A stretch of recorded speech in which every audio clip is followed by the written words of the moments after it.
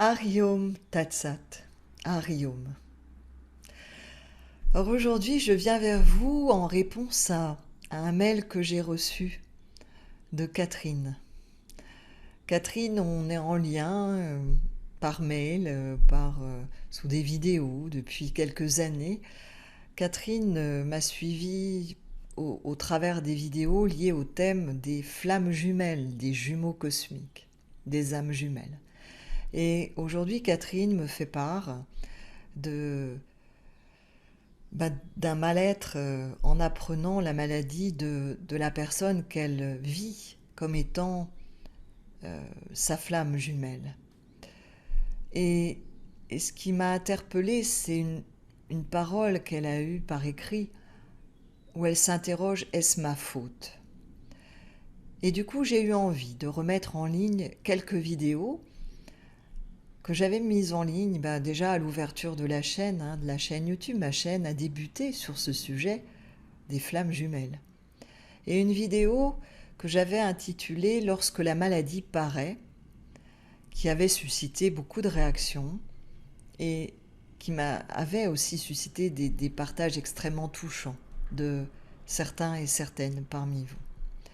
Et je la remets en ligne parce que vous avez été plusieurs ces derniers jours, semaines à me contacter en me disant: mais Christine, je ne retrouve plus tes vidéos, j'aimais à revenir dessus, pour moi elles m'aident lorsque je me perds, pourquoi les as-tu enlevées, je ne comprends pas. Et là, ce qui m'a décidé, c'est votre mail, Catherine, qui m'a touchée et qui me fait dire qu'effectivement, ces vidéos peuvent vous aider. Et tant mieux si elles le font, et donc je les remets en ligne. Même si, j'insiste, aujourd'hui, si j'avais à vous partager sur le sujet des flammes jumelles, et je le ferai quand je ne sais pas, mais je pense lors de transmissions en ligne, dans ce module fondamental peut-être ou dans d'autres, ce que j'ai à transmettre aujourd'hui n'a plus rien à voir avec ce qui a été transmis ou de ce que j'ai pu écrire, puisque c'est du point de vue de ce que j'appelle dans la roue de naissance la porte de Dieu, au cœur du cœur, au cœur de je suis. Mais je comprends que, en tant que cheminant, vivant des situations difficiles, douloureuses, et bien que, que ces vidéos qui sont issues de l'enseignement de vie puissent vous aider, vous éclairer. Et c'est la raison pour laquelle je les remets en ligne. Alors je vais répondre à vos questions, Catherine. Ce qui m'a touchée, c'est votre question: est-ce ma faute? Non, ça n'est pas votre faute si cette personne développe cette maladie, aussi grave soit-elle. Et ça n'est pas non plus la faute de cette personne. Il n'est pas question de faute. Dans le monde manifesté, dans le monde du cheminant, de l'être identifié à ce corps, à ses émotions, à ses pensées, à ses actions, à toutes ces intentions qui sous-tendent ces émotions, ces pensées, ces actions. Dans ce monde de l'être identifié, ce monde de la manifestation, il y a des lois. La loi du karma, entre autres, mais qui n'est pas du tout une punition, mais ça nous reviendrons dessus également. Et puis, cette loi importante de la totale responsabilité. Ça n'est pas une question de faute, mais de responsabilité personnelle. En tant que je suis responsable puisque je suis au cœur de ma vie, au cœur de mon univers, au cœur de ce que j'appelle ma réalité. Je suis responsable de ce que je vois, de ce que j'interprète, de ce que j'entends, de ce que je redonne, de ce que je transmets, de ce que je pense, de mes intentions, de mes actions, qui ont un impact dans ce monde manifesté, que j'en sois conscient ou pas. Mais je suis responsable de ce qui me traverse, de comment je m'en nourris et de comment je le redonne au monde.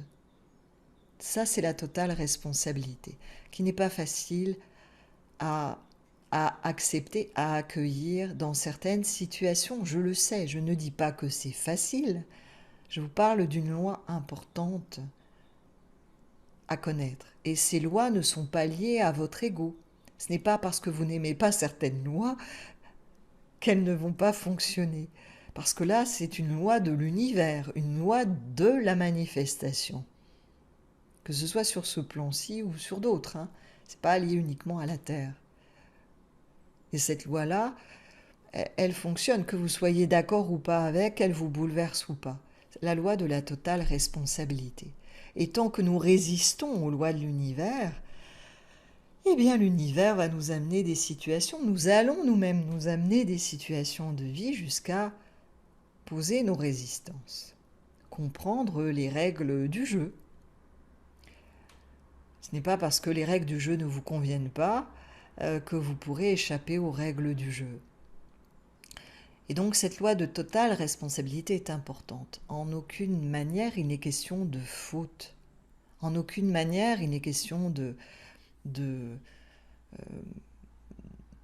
conséquences qui viendraient nous punir, de punition.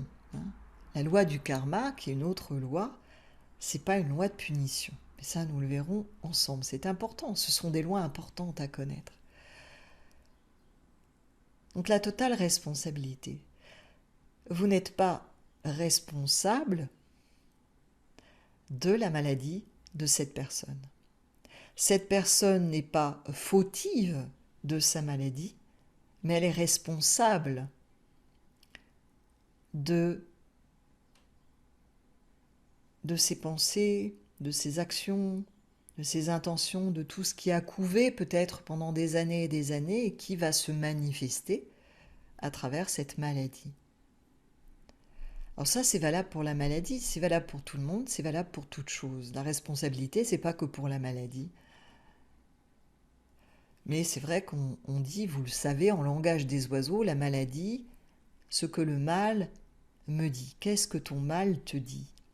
Parce que souvent, ce qu'on ne veut pas entendre, je refuse d'entendre, je m'axe sur mes croyances, je veux, eh bien, un jour, la vie vous dit, oui, bon, t'as beau vouloir, ça marche pas, entends. Et là, il s'agit de savoir qu'est-ce que je n'ai pas entendu. Qu'est-ce que je n'ai pas entendu dans ma vie? Qu'est-ce que je n'ai pas voulu? Qu'est-ce que j'ai voulu, au contraire, maintenir contre vents et marées? Où sont mes résistances à je suis? Quelles sont mes résistances? Parce que le but de tout cela, c'est juste de se dépouiller, de se dévêtir, de s'alléger, de rentrer dans ces couches jusqu'à la racine du jeu, du petit jeu de l'individu, et de découvrir ce qui sous-tend le jeu. Il n'y a pas à entrer en guerre contre le jeu, il n'y a pas à détruire le jeu. Il n'y a pas à détruire le jeu. Tout simplement parce que le jeu n'existe pas. Vous ne pouvez pas détruire un mirage.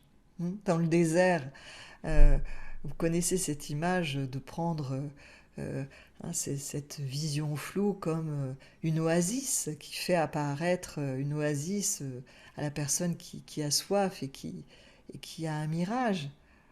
Vous ne pouvez pas détruire cette oasis parce qu'elle n'existe pas. Vous ne pouvez pas détruire le jeu, ce qu'on appelle l'ego, parce que c'est un mirage qui n'a pas de consistance et qui n'a de consistance que pour le rêveur, que pour l'être qui a un coup de chaleur, qui sous l'effet de l'hypnose collective, de la matrice, est persuadé qu'il existe, que je sous-tends tout cela. Et tout cela, c'est du rêve, c'est un mirage, c'est une illusion. Mais j'insiste, il vous faut le vivre, cela. Sinon, ce sont que des mots, ça ne servira à rien. Il vous faut être cela. Donc, pour revenir à votre mail, vos questionnements, Catherine, dans ce monde d'identification, il y a des lois, et je vous partage la loi de la responsabilité, la totale responsabilité personnelle. Vous n'êtes pas responsable de l'autre. Quand bien même vous auriez dit à cette personne des paroles terribles qui l'auraient secoué, et qu'elle développerait, imaginons à l'issue de cet échange fort, une maladie quelque temps après, vous n'êtes pas responsable du fait qu'elle développe cette maladie. Vous ne seriez pas responsable. Je ne pense pas que ce soit votre cas du tout, mais je prends un exemple concret. Parce que nous sommes chacun responsables de la manière dont nous allons nous nourrir, et pas que physiquement, hein, pas que en mangeant des carottes bio. On peut manger des carottes bio et avoir des pensées monstrueuses ou poser des actes pleins de jugement. Donc ça n'a rien à voir avec le bio, ça n'a rien à voir avec le sans gluten ou le vegan. On se nourrit de multitudes de manières. Et qu'est-ce qu'on va redonner au monde et à nous-mêmes? Parce que tant que nous sommes identifiés, nous nous expérimentons à travers ce monde. Ce monde n'est que le reflet de qui je suis, qui je me crois être. Hein. Qui je suis, c'est pas le je suis, c'est le petit je identifié, le cheminant. Donc vous n'êtes pas responsable. Quand bien même vous auriez dit des paroles difficiles à entendre, poser des actes insoutenables pour cette personne, vous n'êtes pas responsable de la maladie qui se développe dans cette personne. Elle est responsable de la manière dont elle reçoit, par exemple, votre échange, si échange il y a eu, et de ce qu'elle laisse se générer en elle. Mais du point de vue humain, on peut se dire qu'une maladie, c'est terrible. Mais d'un autre point de vue, cette maladie est peut-être la grande aide de sa vie pour justement regarder les choses autrement, se vivre autrement dans le monde. En tout cas, c'est une opportunité.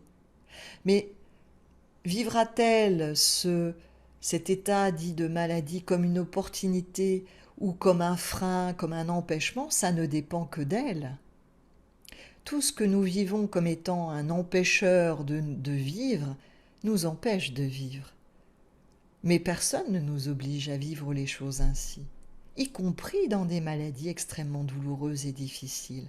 Nous sommes responsables de la manière dont nous allons vivre cela. Rien ne nous empêche d'être. Ce qui est en l'instant. Tout ce que nous rajoutons par-dessus, nos regrets, notre désir, je veux absolument être en bonne santé, mais mon corps m'empêche et du coup je rentre en guerre contre mon corps, contre ce corps qui me lâche, ça n'apporte pas la paix et ce qui est devient totalement inaccessible. Mais personne, rien, n'oblige la personne malade, je pense à votre ami, à le vivre ainsi. Et vous n'êtes pas responsable ni de sa maladie, ni de la manière dont elle va la vivre, ni de la raison pour laquelle sa maladie arrive. Parce que vous n'en savez rien si c'est lié à votre relation. Et ça n'a aucune importance. Parce que ça, c'est du domaine de sa vie à elle, à cette personne. Et que c'est à elle à découvrir ce que ce mal lui dit, à découvrir ses résistances, à découvrir ce qu'elle a à libérer, à lâcher, à redécouvrir la beauté de ce qui est en l'instant, tel que c'est, même et surtout lorsque cela ne correspond pas à ce que je aimerais que ce soit.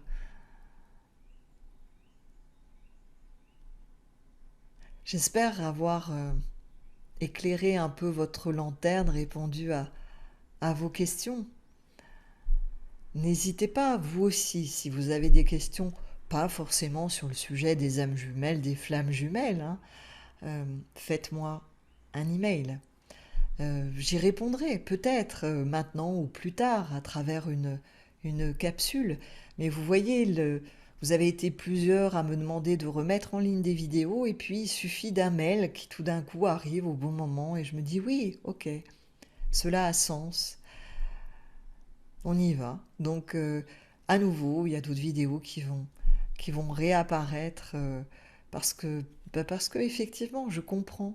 Je sens bien que là, cela peut vous aider, Donc voilà, c'est important, mais même si ce que j'ai à transmettre n'est plus cela aujourd'hui, serait autre chose, et mais chacun suit la route qui lui convient. Certaines parmi vous vont souhaiter rester dans, on va dire, essentiel, qui est lié au cheminant, au cheminement, à d'anciens partages réalisés sur YouTube, et d'autres, tout en étant encore en cheminement, vont aspirer à ce que moi j'appelle fondamental dans les transmissions en ligne, et, et me suivre dans ces partages. Hein, chacun est libre. J'espère avoir répondu. Je vous dis à bientôt. Ariom Tatsat. Ariom Tatsat.